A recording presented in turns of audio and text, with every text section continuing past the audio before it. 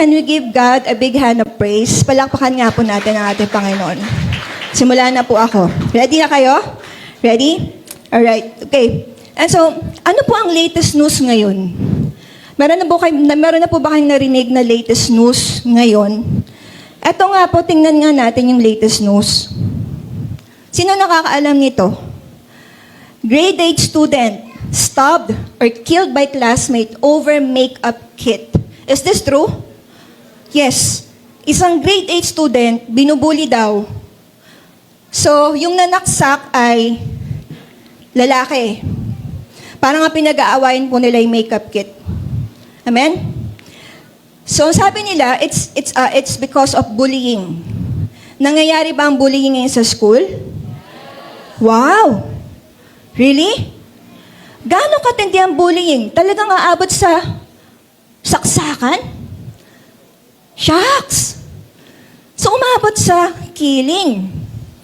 Alam mo, naawa ako doon sa sinaksak. Hanggang doon na lang ang buhay niya.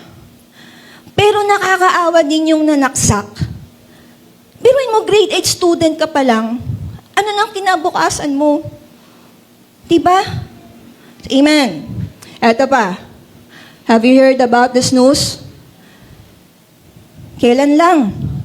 Earthquake in Myanmar and also in Thailand. Sinong hindi napraning sa balitang yan? Tapos may balita, get ready daw for the big one. Pwede na daw mag-strike in Metro Manila. Sinong hindi napraning doon? Sinong hindi natakot? Lahat tayo. Amen po ba? Sa amen. Ang mundo po natin ngayon, punong-puno ng hindi inaasahang mga pangyayari. Actually, yung grade 8 na manaksak, imposible po yun para sa akin. Men, may nangyayaring trahedya, may nangyayaring sakuna, may mga pangyayaring lumilindol sa ating pong buhay. Pwede pong literal yan or emotional. Yung isang balita nga lang pwede ka nang mag-overthink. Halimbawa, yung lindol na yan, paano kung mangyari yan sa atin? Handa na ba tayo? Sa amen. Kasi sa gitna po ng kawalang kasiguraduhan, isang bagay po ang tiyak. Sabihin niyo sa akin, tiyak. Ang tiyak ito, hindi natin hawak ang oras. Do you agree? Amen? Ang kamatayan hindi nagpapaalam. Tama? Wala sa atin nakakaalam kung kailan ang huling hininga natin. Pero kung buhay pa po tayo ngayon, may dahilan po yan. Say amen. Ibig sabihin, may layunin ng Diyos para sa mga buhay natin. Kaya imbes na magtanong tayo, handa na ba akong mamatay? Tanungin natin yung mas mahalagang tanong. Handa ka bang mabuhay para sa layunin ng Diyos? Say amen. Kasi ngayon yung tamang panahon. Gaya ng title natin today, Ready or Not, the time is now. This is the right time para hanapin natin ang plano ng Panginoon para sa atin. Hindi bukas, hindi mamaya, kundi ngayon. You say now. Say now. Amen. Now today po, buksan na natin. Today po, we will see through the parable of the 10 virgins. Nagtanong po ako sa Panginoon, Lord, anong word meron ka for today's generation? And God led me to Matthew 25, verse 1 to 13. Okay? Sundan niyo po ako sa mata. Verses 1 to 2, sabi doon, at that time, the kingdom of heaven will be like 10 virgins who took their lamps and went out to meet the bridegroom. Verse 2, 5 of them were foolish, and 5 were wise. Amen? The foolish ones took their lamps, but did not take any oil with them. The wise ones, however, took oil in jars along with their lamps. The bridegroom was a long time in coming, and they all became drowsy and fell asleep. Diyan, okay?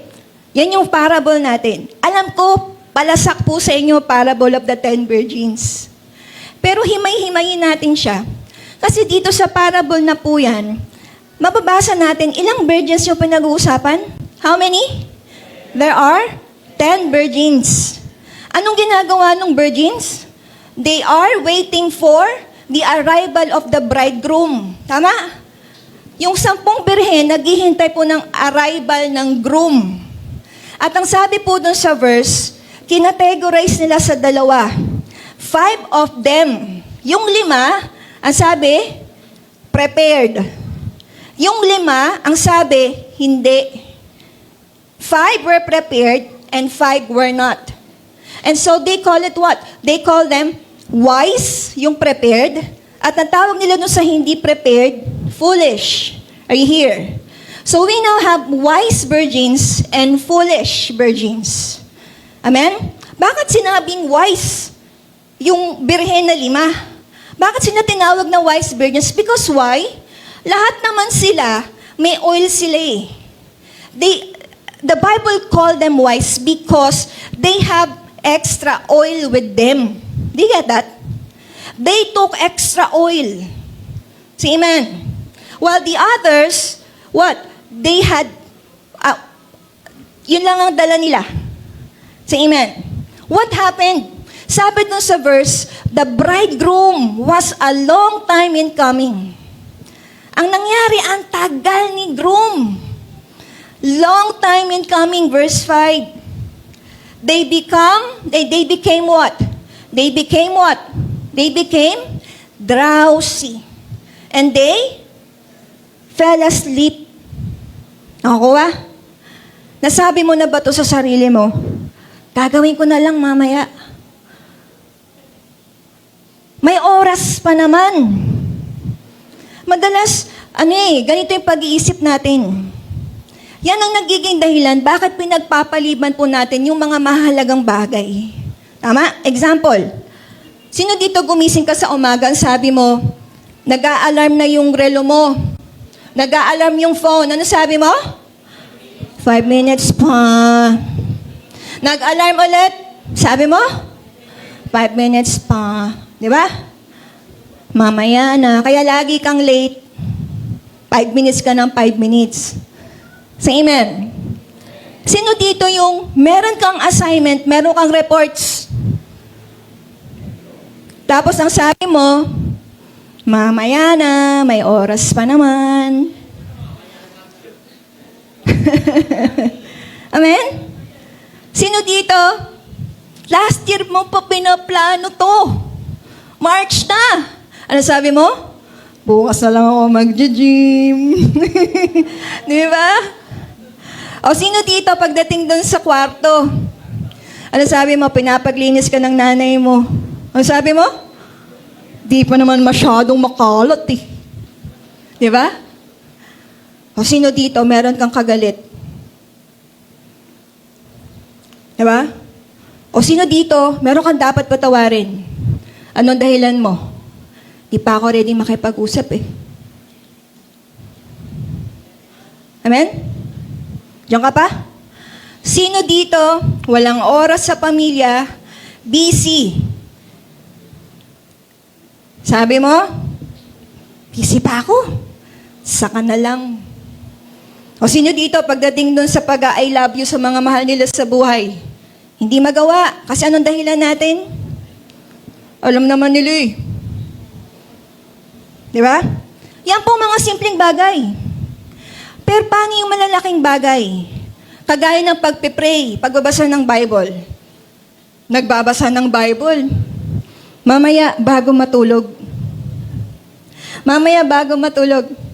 Nagising, ay, nakalimutan ko. Nakatulog ako. Diba? Paano halimbawa kung pagdalo kunwari sa church? Ano pangalan mo, Bi? Iyon. Diba? Sabi ni Iyon, next Sunday na lang, pag hindi na ako pagod. Diba? Paano kung halimbawa pagtanggap kay Jesus Christ bilang Panginoon at tagapagligtas? Anong dahilan nyo? Sa tamang panahon na lang, pag-ready na ako. Amen? Pero ang tanong ko, young people, papaano kung wala ng mamaya? Diba? Kasi kung laging may, mamaya na lang, kailan pa tayo kikilos? Ano sabi ko kanina? Hindi natin hawak ang oras. Kaya kung meron tayong mahalagang bagay na gagawin ngayon, dapat gawin na natin. Kailan? Ngayon. Tingnan niyo po ang strategy ni Satanas. Ito po ang strategy niya. Satan's strategy is this. Satan makes us believe that there is no immediate urgency in living spiritually prepared life. Do you hear me? So, pinapalakas ngayon ni Satanas, sabi ko, na-realize ko lang, ang ganda po nung warnings nung Matthew 25 verse 1 to 13. Kaya lang, sabi ko po, Lord, may counter-attack si Satan doon sa magandang warning mo. Because ang ginagawa po ngayon ni Satanas, paniniwalain tayo na walang dapat ipagmadali. Are you here? Are you listening? Say amen. Pinapalakas nga yung kaisipan. Walang dapat ipagmadali. Pagdating sa spiritual na paghahanda, hindi mo kailangan magmadali. There's no immediate urgency. Are you here? Kaya marami po naniniwala, pandadaya ng dyablo. Ang dami naniniwala, pwede po namin ipagpaliban ang prayer, pwede po namin ipagpaliban ang reading the Bible, pwede po namin ipagpaliban ang living a holy life. Are you here? Say amen. Anong ginagawa ni Satanas? Pinaniniwala niya tayo na pwede tayong maghanda sa ibang pagkakataon. Say amen. Say amen. Amen? Just like the foolish virgins. Balik natin doon sa storya. Ano nangyari sa kanila? They fell asleep. They became drowsy. Meron tayong ganong tendency. We have this tendency to become spiritually lazy. Sabihin niyo lazy. Thinking we can what? We can live our lives as we please without considering Christ's return. Babalik po ba si Kristo? Yes, mga anak. Babalik si Jesus Christ. And probably, ito yung mensahe na kailangan yung marinig today. Ano po sabi ng Matthew 24 verse 42 to 44? Therefore, look at this. Keep watch. Because you do not know on what day your Lord will come. So you also must be ready. Because the Son of Man will come at an hour when you do not expect Him. Malinaw ba? Amen? Say amen. Ang ganda ng Matthew 25. Tama? Ang gandang warning nun. Bakit? Bakit hindi po natin na-absorb at hindi natin nag-grasp ang ganda niyang warning? Bakit? Kasi ginagamitan tayo ni Satanas ng strategy. Ginagamitan tayo ng tactic. Matalino si Satanas. Tama ba? Ano tayo? Uto-uto. Diba? Ang ginawa ni Satanas, pinaniwala tayo, marami ka pang oras. Pinaniwala tayo ni Satanas, next slide, na marami pa tayo oras para ayusin ang relasyon natin sa Diyos. Napakalaking kasinungalingan. Do you agree? Do you agree? Saka na magpe-pray. Saka na magbabasa ng Bible. Saka na ako magpapakabanal. Hanggang dumating yung oras, huli na ang lahat. Amen? Baka kasi akala po natin, pwede po nating itago sa dami ng ginagawa natin yung tunay na estado po ng spirito natin. Look at me, church. Baka po nadideceive tayo. Baka ganito, baka busy ka lang, pero wala ka talagang relasyon sa Diyos. Baka busy lang ako, baka dami ko lang ginagawa, pero wala talaga akong relasyon sa Diyos. Baka ganito, okay na yan. Dami kong ginagawa. Busy ako. Amen? Mukha naman akong banal eh. Sa dami ng involvement ko. Agree? Siguro ang iba nag-iisip, kailangan ba yung relasyon sa Diyos? Sasayaw lang naman ako eh. Kailangan ba makipagrelasyon pa ako sa Diyos? Kakanta lang naman ako. Kailangan ba ako makipagrelasyon sa Diyos? Tutugtog lang eh. Mag-a-usher lang naman ako eh. Attend lang naman ako eh. Kailangan ba makipagrelasyon ako sa Diyos? Ano sabi ni Satanas? Di kailangan. Sabi niya, Satanas, importante, tuloy-tuloy ka lang. Saka mo na ayusin yung relasyon mo sa Diyos. Agree? Ano kayo? Mag-response kayo. Agree? Amen? Say amen. Balik tayo dun sa verse. Verse 6, eto po. At midnight, the cry rang out. Okay? Here's the bridegroom. May sumigaw, here's the bridegroom. Here's the bridegroom. Come out to meet him.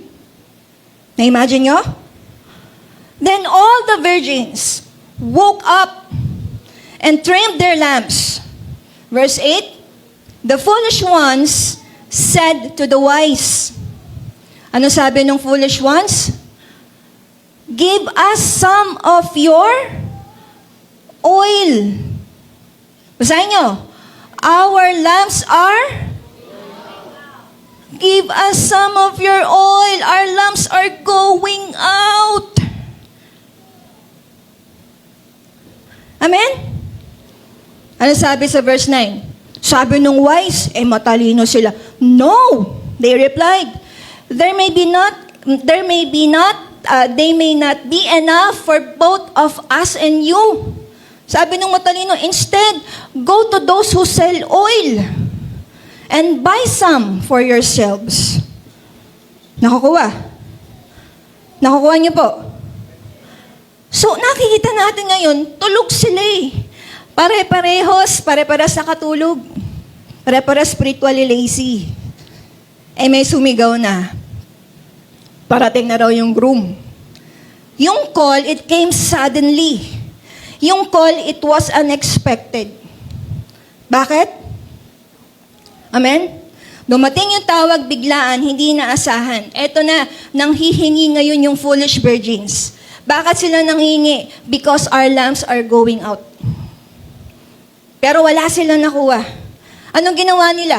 Naghagilap nang nagtitinda ng oil. Last minute. Say amen.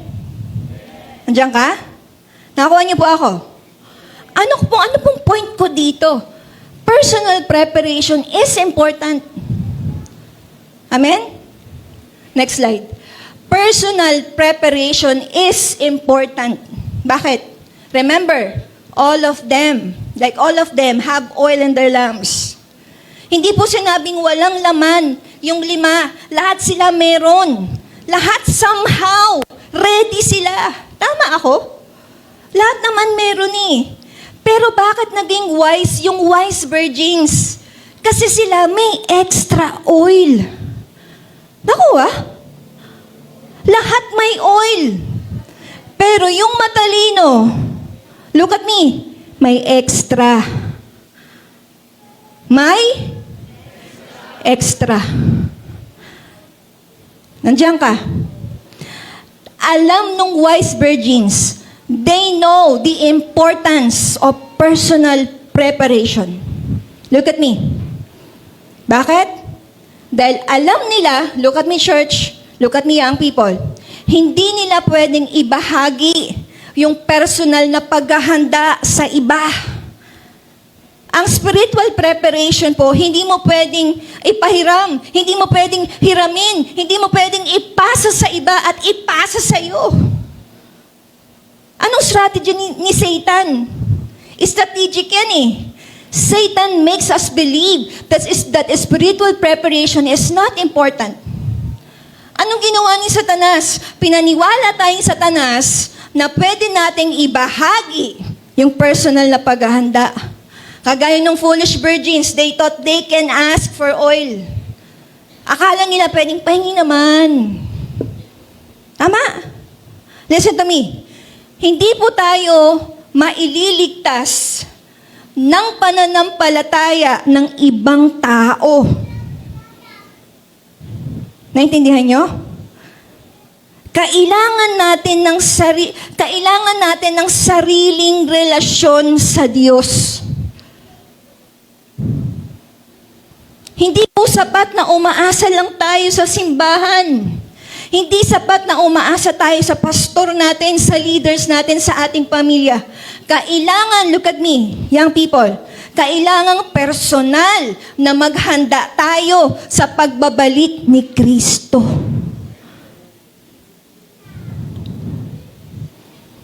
Bakit? Dahil ang kaligtasan ay personal. Sabi niyo personal. Ay, pastor naman yung tatay ko eh. Diba? Ay, pastor naman yung tita ko. Diba? Ay, born again naman ang buong pamilya ko. Yung kuya mo, born again. Ay, pabitbit na lang kay kuya. Diba? Say amen. Baka kasi bisibisihan tayo. Satan works to distract Christians. Ang dami nating cares, ang dami nating worries, ang dami nating anxieties. Ginagamit ng diablo yan para ilayo yung pansin natin sa pagbabalik ni Kristo at sa kahalagahan ng pagiging handa. The distractions of the world can pull believers into spiritual slothfulness. Sabihin nyo nga slothfulness. So, ibig sabihin, ang problema natin hindi lang pagiging tamad, pagiging pabaya pa. Marami sa atin hindi lang tamad, marami sa atin pabaya. Akala natin yung buhay natin dito sa lupa, permanente na eh. Nakalimutan natin, may babalik pa pala. Look at me. Kaya hindi mo pwedeng pabayaan ang spiritual life mo. Hindi mo pwedeng pabayaan ang spiritual life mo. Luke 21 verse 36. Be always on the watch and pray. That you, look at this, may be able to escape all that is about to happen. Naintindihan niyo ba yun? Watch and pray that you may be able to escape all that is about to happen. That you may be able to stand before the Son of Man. Nakukuha niyo? Ha? Tingnan niyo yung verse. What do we need to do to escape all that is about to happen? What do I need to do to be able to stand the Son of Man? Ano daw sabi? We need to watch and pray. We need to watch and pray. Haharap po tayo sa Diyos. Yung sinabi dun sa verse, balik mo nga anak, hindi ko alam kung ano yung sinasabi ng verse that you may be able to escape all that is about to happen. Alam mo, binabasa ko yan. Sabi ko, Lord, hindi ko ma-imagine kung ano yung gusto mong sabihin dun. Pero nakakatakot. Ano yung bagay na dapat matakasan namin? Ano yung bagay? Bakit sinasabi mo dapat... Nakuha niyo ako? Say amen. Kaya hindi natin pwedeng pabayaan yung spiritual life natin Say amen. Are you here? Pwedeng, ito example lang naman. Gab, yung pamangkin ko yung pogi. Gab, mapupunta ka sa langit, hindi dahil sa tita mo. Hindi dahil sa papa mo. Dahil yun sa personal na paghahanda mo. Tama? Amen? Gab, kung mapupunta ka ng impyerno. Diba? Huwag naman. Diba? Ganito ba gagawin mo? Tita yung pastor ko. Ay, tita ko yung pastor ko. Pastor yung tita ko Sandali, tumutugtog ako. Sumasayaw pa nga ako Ganun ba sasabihin mo? Hindi. Tama ako? So, dapat maging eye-opener sa atin.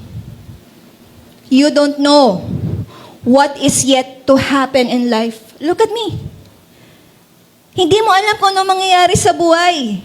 Wala tayong idea kung ano yung dapat nating matakasan sa buhay. But the Word of God wants us what? Watch and pray. Are you here? Say amen. Kaya ang spiritual readiness, look at me church, is not one-time decision. Pag tinanggap ko, Panginoon, hindi ko yan one-time na gagawin lang. It's about continually filling our lives with the oil of the Holy Spirit, prayer, and the Word of God. Imagine mo, nag-drive ka ng sasakyan, wala kang gasolina. Diba? Saan ka papunta nun? Paano ka tatakbo? Saan ka makakarating, wala kang gasolina? Kaya ang call ng Panginoon sa atin, we are called to be consistently ready. Sabihin nyo, consistent. Are we spending time with God every day? Are we seeking His will? Are we faithful to what He has called us to do? Diba? Say amen. Tingnan niyo po, what happened next? Balikan natin yung verse. May nakuha kayo? Wala kayong reaction. Nonchalant. Ano ba yan? Kami no, young people, pag parang siyang, kayo walang reaction. Basahin natin. Verse 10. But while they were on their way, to buy the oil, the bridegroom arrived. The virgins who were ready went in. Diba? Went in with him to the wedding banquet. And then the door was, bigyan nyo ng feelings, the door was shut. The door was shut. Diba? Tapos ano sabi nila? Next verse. Verse 11. Later, the others also came. Ano sabi nila? One more. Lord, Lord, open the door for us. 1, 2, 3, go. Lord, Lord, open the door for us. Wow. Isa pa, may feelings. 1, 2, 3, go. Lord, Lord, open the door for us. Wow. Di ba? Nagmamakaawa sila. Sabi nila, Lord, buksan mo kami. Di ba? Open the door for us. Itong pinakamalungkot na senaryo, yung verse 12. Look at me. Ano yung pinakamalungkot dyan? Ano sabi ni Lord? Ano sabi ni Lord?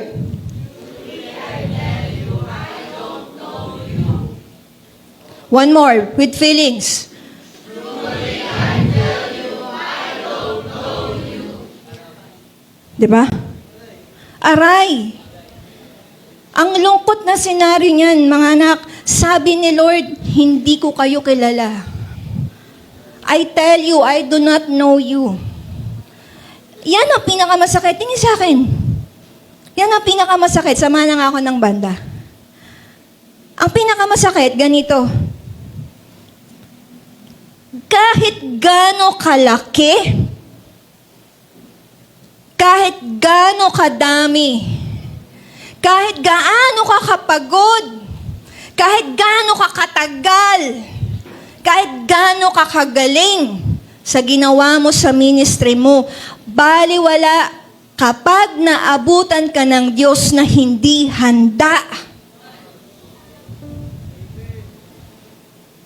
Huwag na tayo magpagalingan dito. Huwag niyo akong yabangan. Magaling kayong sumayaw? Huwag niyo akong yabangan, galing yung tumugtog. Dahil pag inabutan tayo ng Panginoon na hindi tayo handa, kahit gaano kalaki yung ginawa mo, kahit gaano ka napagod, kahit gaano ka katagal sa Panginoon, pag inabutan tayo ng Panginoon na hindi tayo handa, ano mangyayari? The door will be shut to us. The door will be shut.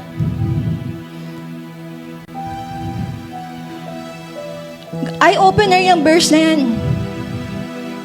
Sabi ko sa inyo, eye-opener yan. Anong strategy niya, Satanas? Satan causes us believers to misunderstood grace. Sabi niyo, grace.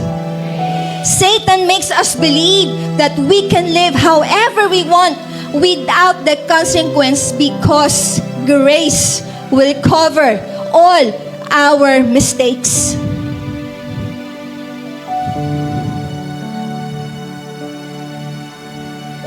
Panliling lang ng kaaway eh.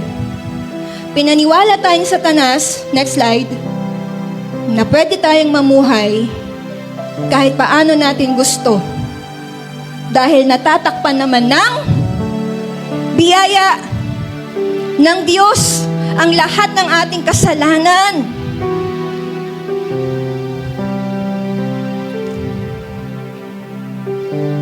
Romans 6:1-2. What shall we say? Then, shall we go on sinning so that grace may increase? By no means. We are those who have died to sin. How can we live in it any longer? Alam mo ginawa ni Satan? Binaluktot po niya yung pananaw natin tungkol sa grasya ng Diyos. Nakakuha niyo ba ako? Say amen. Grace does not give us permissions to sin. Ang grace po, hindi tayo binigyan ng permiso para mabuhay tayo sa kasalanan. Ang grace ang nag-enable sa atin to live holy lives. Amen? Hindi ka itinulak ng grasya para gumawa ka ng kasalanan. Ay, mamaya na ako hihingi ng tawad sa Diyos. Ay, okay lang, tumutugtog ako. Pero gumagawa ako ng kasalanan. May grace naman eh. Magko-cover lahat ng mistakes ko. Ay, okay lang sumaya ako dito. Kahit ano, palpak yung buhay ko. Iko-cover naman eh. Ay, okay lang. Preach ako dito. Usher ako dyan. Lingkod ako dun. Okay lang. May grace naman eh. Ang grace ni Lord, hindi ka binibigyan ng permiso para magpatuloy ka sa kasalanan. Pagkatapos magpapagamit ka dito? Magpapagamit tayo. Grace enables us to live a holy life. Hindi yan lisensya para mabuhay tayo sa kasalanan. Ang biyaya ng Diyos ang nagtuturo sa atin. Talikuran natin yung baluktot at mamuhay tayo ng matuwid. Anong ginawa ni Satan? Anong strategy niya? Next slide. The foolish virgins may have thought, look at this. Grabe tong word na to. That their association with the bridegroom, even though they were unprepared, was enough to guarantee entry into the wedding feast.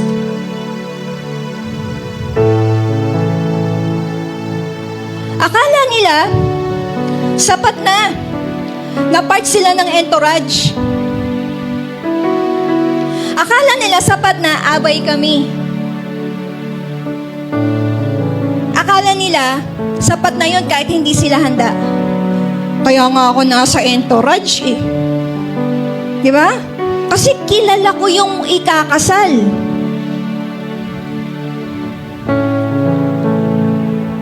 Akala natin, safe tayo dito. Frontline ako eh. Safe dito. May spotlight eh. Safe dito. Kasi nasa pulpito. Safe dito. Kasi nasa church tayo. Safe kasi nasa leadership ako eh. Mas delikado tayo dito. Kasi baka na-deceive na tayo ni Satanas. Iba, look at me.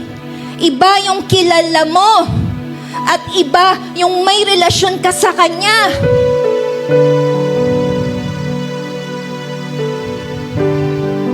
Matthew 7 verse 21. Not everyone who says to me, Lord, Lord, will enter the kingdom of heaven, but only the one who does the will of my Father who is in heaven. Sino lang daw makakapasok sa langit? Yung gumagawa ng kalooban niya. So dapat yung pananampalataya natin tumutugma sa gawa natin. Merong panalangin, merong pagsunod, merong pagsisikap na maging banal. Hindi sapat yung bahagi ka lang. Hindi sapat bahagi ka lang ng jog. Bahagi ka lang ng simbahan. Hindi sapat yung, ay kilala ko naman si Lord, narinig ko naman siya. Makinig ka sa akin. Kailangan natin ng personal na relasyon sa Diyos. Kailangan nating sumunod sa Diyos araw-araw. Say amen. The time is now. Ano sabi sa last verse? Matthew 25 verse 13. Therefore, keep watch, because one more. Therefore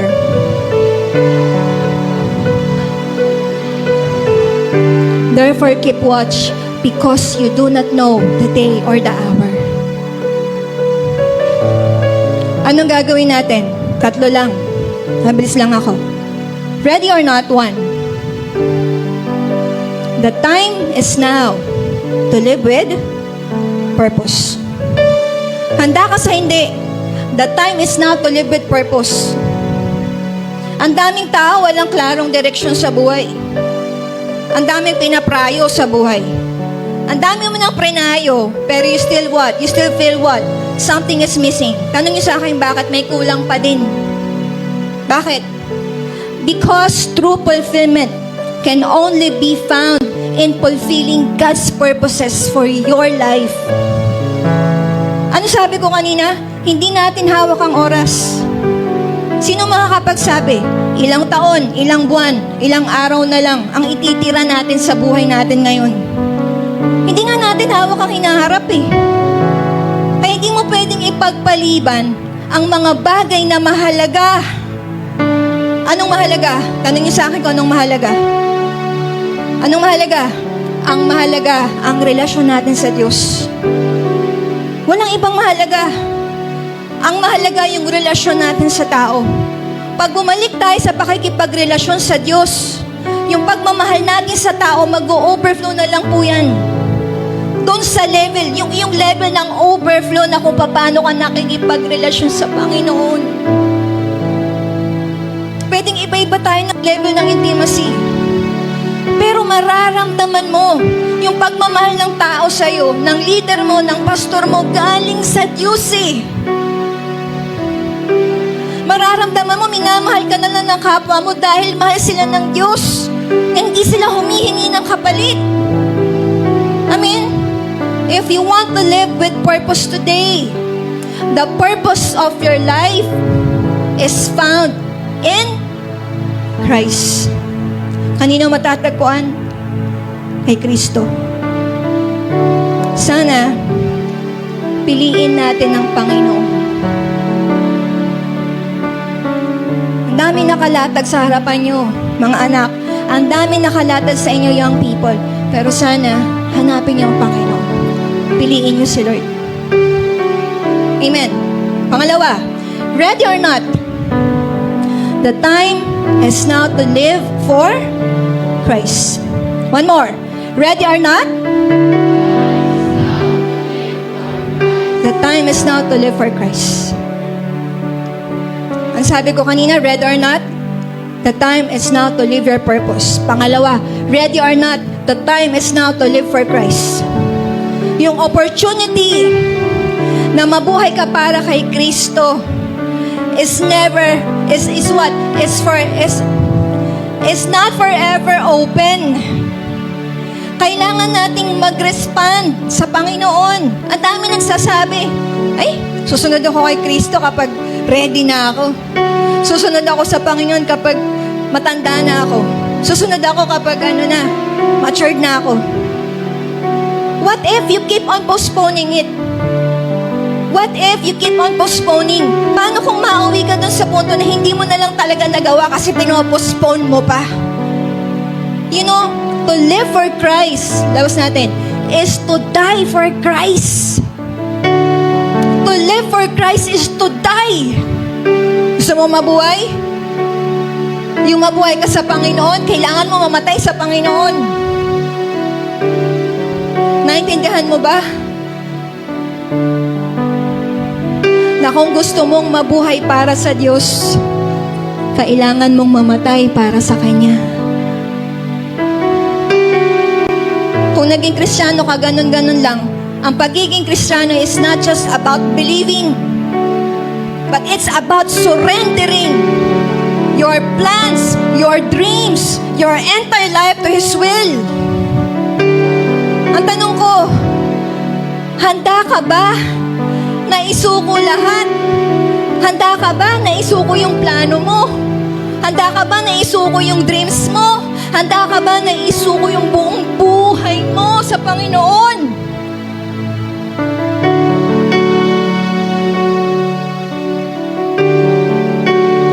Thus, ready or not, the time is now to be prepared for His return. Sino babalik? Sino babalik? Sino? Malakas. Babalik ang Panginoon. Ready or not, Christ is coming. Many people, they live as if He will never return. Pero isa lang ang sigurado, babalik ang Panginoon. And when that moment arrives, look at me. Pagdating nun, there will be no more time to prepare. That's why now is the time to be. Now is the time to be ready.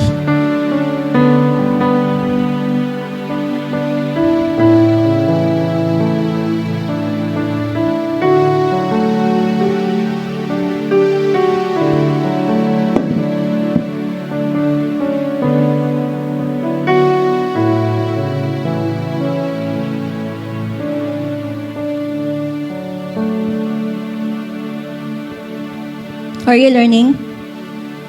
Bati pa ba tayo? Parang galit kayo sa akin. Labas mo nga yung slide. Kwento ko lang. I posted this one year 2017 in my Facebook account. But that happened year 2015. Once upon a time, kasi may series kami noon, Once Upon a Time eh. Tapos ang ginawa ko, nag-share ako about, yung once upon a time experience ko. Once upon a time, I'd been so distant to the Lord. Once upon a time. Sobrang layo ko sa Panginoon. 2015. Baka iniisip nyo, sobrang big time nung kasalanan ko. I'd been to wrong relationships. Distracted ako ng maraming bagay. Ang dami ko pinagagagawa sa buhay. Taong 2015. Gusto kong i-describe anong sitwasyon ko noong 2015. I attended church. Ma-attend ako ng church. Nagtuturo ako sa life group ko. Nagli-lead ako ng young people. Kasi di ba 2009, we found a job. 2015, nagli-lead ako ng youth, nagpipreach ako sa youth service. But my heart is so distant to the Lord. Yung puso ko malayo sa Panginoon. In the sense that I no longer pray, I'm no longer what? Reading His Word. And my relationship with Him, hindi na siya personal. Hindi ko na ma-sense yung presence ng Panginoon sa buhay ko. Hindi na ako maiyak. Hindi na ako on fire. Ano na lang? Biruin mo? Attend ako, nakakapag-ministry ako. Biyaya! Biyaya ni Lord ang... Grabe, sabi ko, Lord, grabe yung biyaya mo. Pero once in my life, God talked to me in a dream. Sabihin niyo, dream. Simple lang po ng dream ko po. Nung time na naka-apartment ako wala akong kasama na tutulog. Nanaginip ako. Alam ko yung panaginip ko na hindi pwedeng baliwalain. Isang simpleng panaginip. Nagsalita ang Diyos. Sa dream ko po, ako po'y patay. Sa dream ko, patay po ako. Nasa casket. Pero yung kaluluwa ko, nakita ko sa panaginip ko, buhay. Nakatingin ako dun sa katawan ko So nakikita ko ngayon yung sarili ko, nakaburol sa panaginip ko. Sa panaginip ko, gusto ko daw bumalik dun sa katawan. Gusto ko daw, pero ang hirap bumalik. May kumokontrol daw sa akin. May isang tao sa panaginip ko na tanging nakakakita sa akin. At yun ang nanay ko. Sabi sa akin ng nanay ko sa panaginip ko, "Anak, bumalik ka na. Anak, bumalik ka na. Anak, hindi ka pwedeng magtagal sa ganyan. Anak, mauubusan ka ng oras." That's the exact word. Kaya nung nagising po ako, nanginginig ako. Para akong binabangungot. Nagising ako hagya kasi ang aga pa. Naalala ko yung sinabi ng nanay ko doon sa panaginip. So dahil sa takot ko, binuksan ko yung TV. Wala akong kasama matulog, ako lang mag-isa. Binuksan ko yung TV, nahiga ako. Para kung halimbawa naririnig ko yung TV, feeling ko may kasama ako. Nagets nyo? Believe me, 5 o'clock in the morning, takot na takot ako. Pero may narinig ako, sinasabi dun sa TV.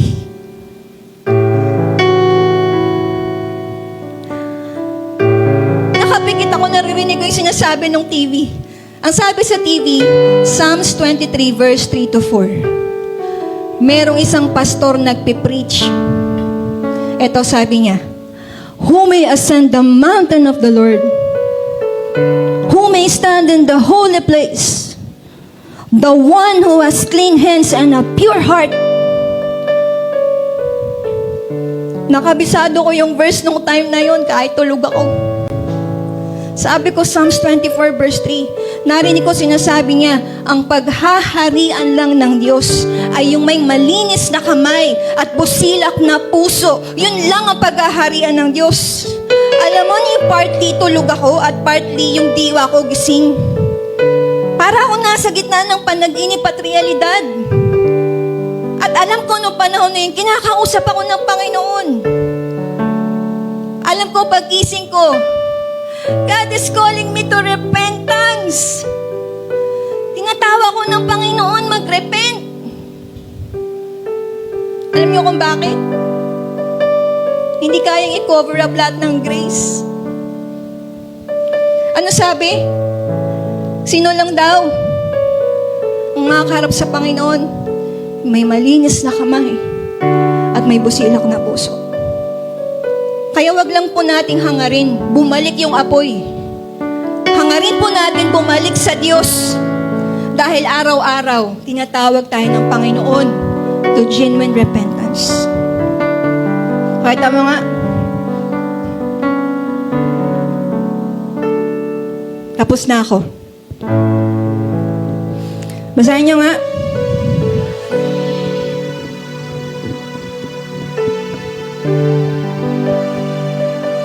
Halimbawa, Meron na lang kayong last minute. You have only 5 minutes left in your life. 5 minuto. Meron ka na lang 5 minuto. Ano gagawin mo? Halimbawa, may 5 minutes ka na lang. Imagine niyo, may 5 minutes na lang ako. Ano gagawin mo? Di ba ang hirap isipin? 5 minutes? Mahirap po. Hindi mo alam gagawin mo, di ba? Ano gagawin mo? 5 minutes na lang. Hindi ko po masasabi kung ano po yung gagawin ko. Hindi po alam.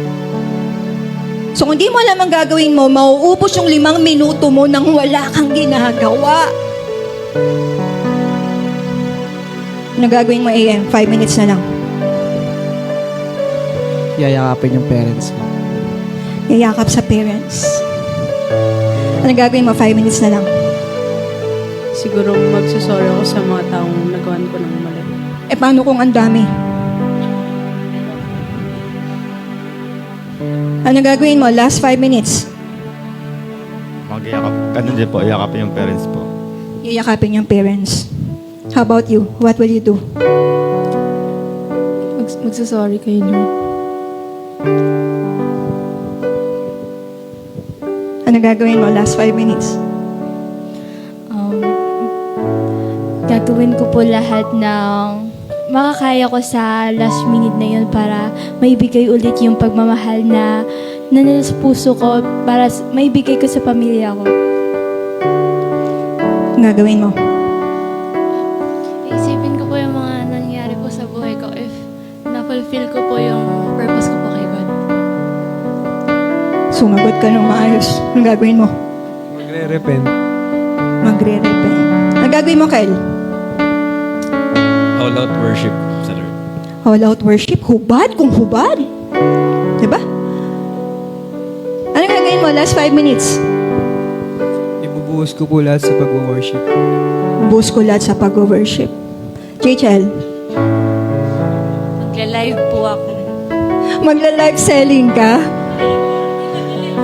Magla-live ka? Tapos mag-share ka ng gospel? Ano gagawin mo? Last 5 minutes. Magme-makeup, tapos para pag nakita po kami ni Lord, maganda po ako. Grabe kayo. Wala kayong natutunan sa akin. Ano? Anong gagawin? May naisip ka na? Ano gagawin mo?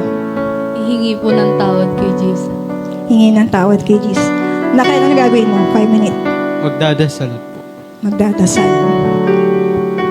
Si Neil, anong gagawin mo?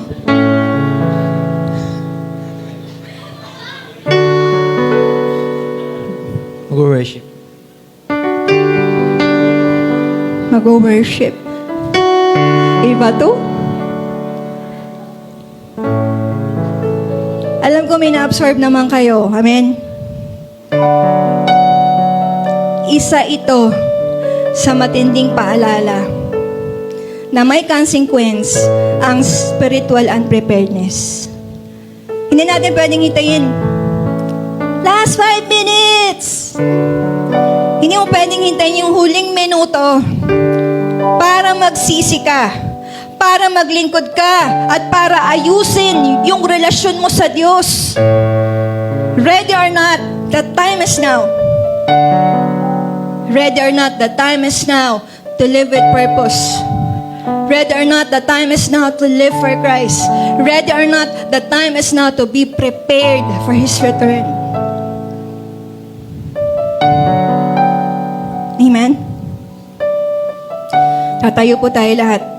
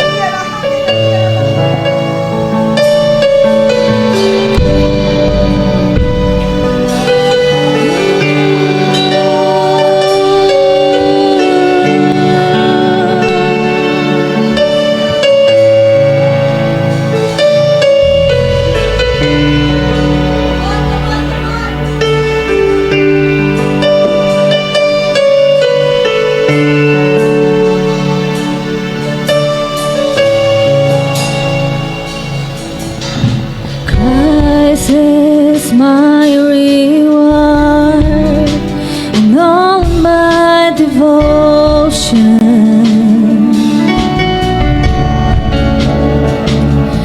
Now there's nothing in this world that could ever satisfy. Through every trial, my soul will sing, no turning back. I've been set free.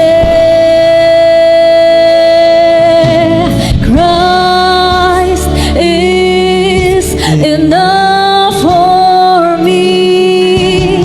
Christ is enough for me. Everything I need is in you. Everything I need.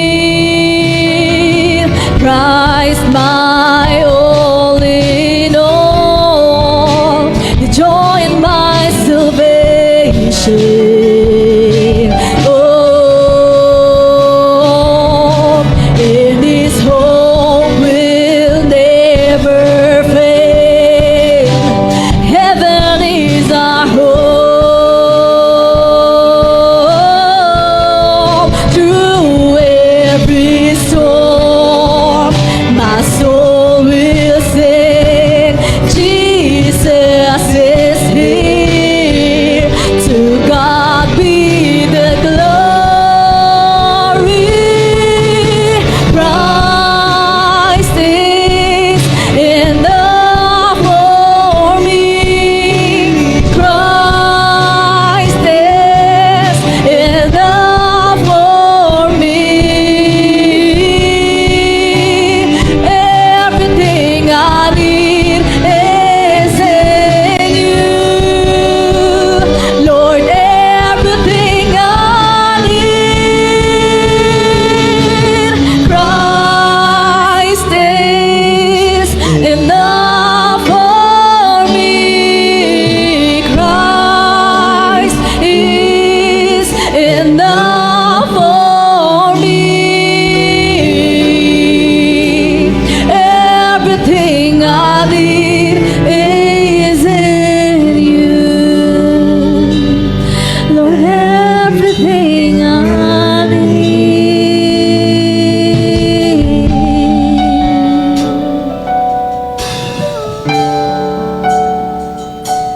Gusto mo bang tanggapin ng Panginoon sa buhay mo?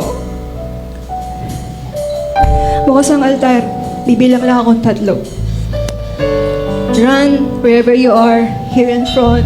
Let the count of 3. 1, 2, 3. Kurabasi karabababa. Come on, reach out. Reach out, come on.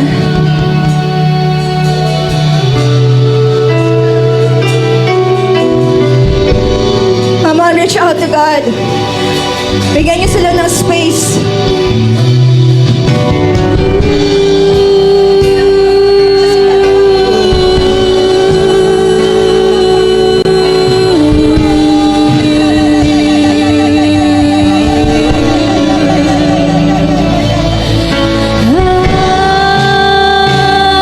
Holy Spirit, move! Holy Spirit, move!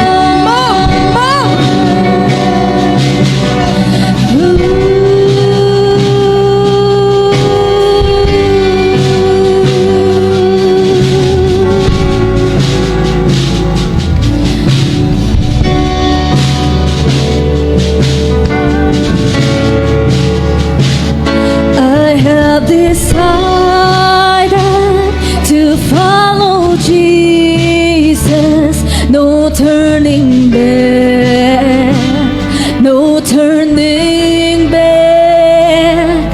I have decided to follow Jesus. No turning back, no turning back. I have decided to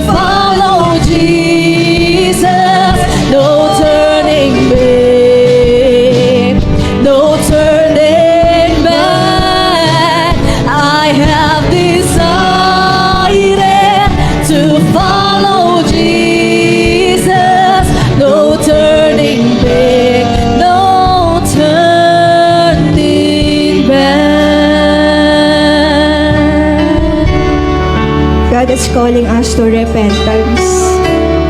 Simple lang naman eh. Tinatawag tayo ng Panginoon, humingi ng tawad sa Kanya, mag-repent sa Diyos. O alam natin sa buhay natin, Lord, namali ako sa iyo big time eh. We will ask God for forgiveness.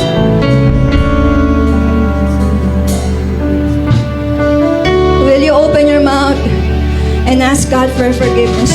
Lord, humingi ako ng tawad sa iyo. Humingi ako ng tawad sa iyo, Panginoon.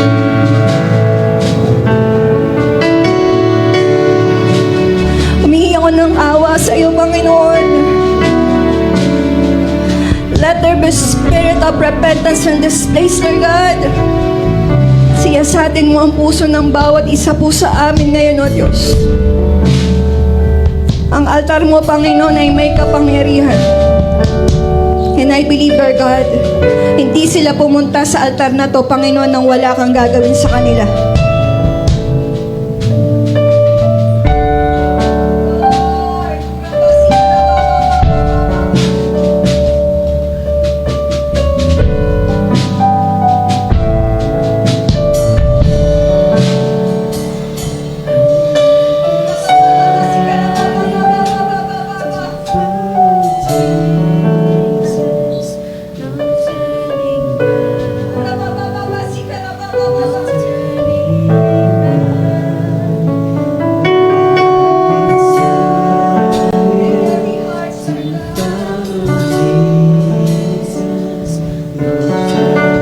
Sa oras na to, Panginoon,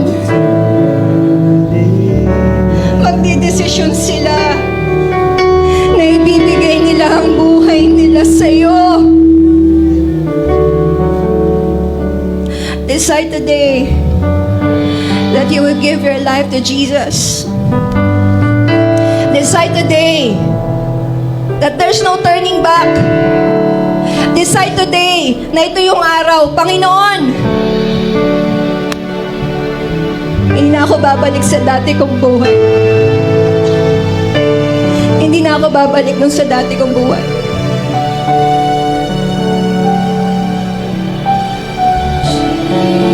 Jesus, no turning back, no turning back. I have decided to follow Jesus, no turning back. There's no Once again, ulitin po natin. turning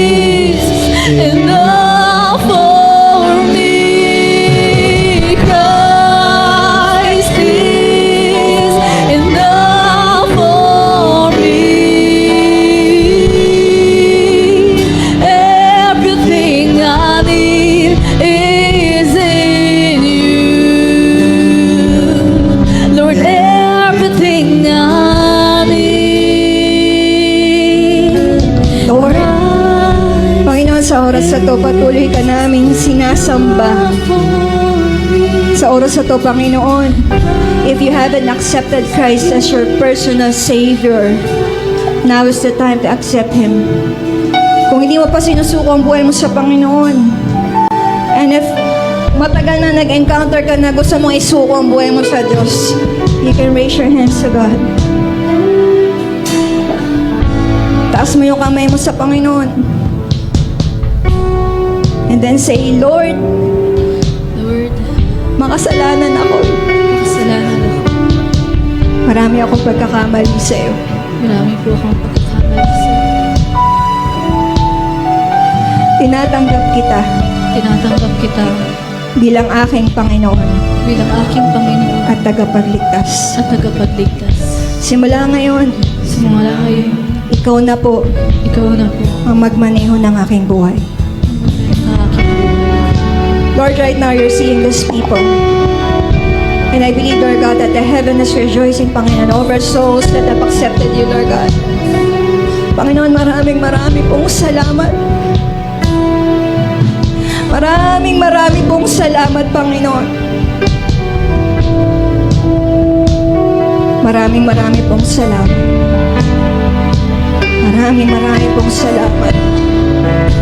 Malakas sa palakpak sa ating Diyos na buhay. Sa Diyos